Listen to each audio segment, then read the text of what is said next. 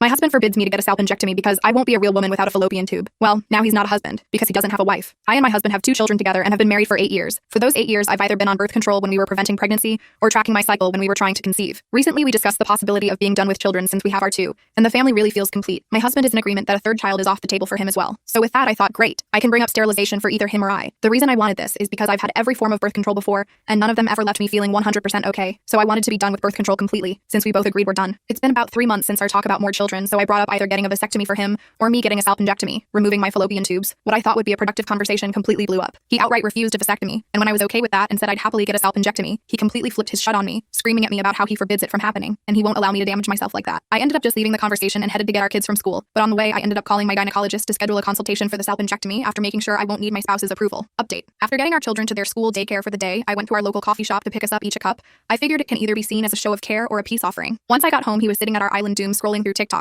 I decided standing across from him would be a bit of a better choice, so I gave us our respective cups and asked if I could get his attention for a conversation. Well, what I hoped would be productive turned unproductive quickly as he sighed with an eye roll and turned off his phone. I started by asking the big question of if he wanted any more children. I even suggested he doesn't think about what I said on the subject and just tell me his feelings about more children. With that, he answered a firm no and told me, as he said before, a 3rd child is and will always be off the table. I then asked him if he had any fears or concerns about surgeries, medical procedures. He said no to this question as well. So I asked if he understood the procedure and what it entailed, and he said yes, he does, which is why he doesn't want me to get it done. In his words, I wouldn't be a woman if I got any part of my reproductive organs removed, and he refuses to allow me down that path. I then followed up by asking about his getting a vasectomy, and he said it's pretty much the same thing for men, and he won't let anyone take away if manhood. The final question I managed to ask was, did he just expect me to be on birth control forever? And this man looked me in face and said, it's worked so well for me already. Why change things up, guys? As I stated in my previous post, I am miserable and in debilitating pain with birth control. At the end of this, I just grabbed my coffee and went sit on our porch just trying to wrap my head around the conversation, while he sit in the house acting like nothing is wrong and we're just having a normal day off together. Update 2. So to start, I've been at my sister's with the children all weekend. I told my husband that she was feeling lonely and wanted us to stay over. He believed it, as we usually try to do this once a month. I called off of work Monday so my sister and I can meet with the divorce lawyer that handled her divorce.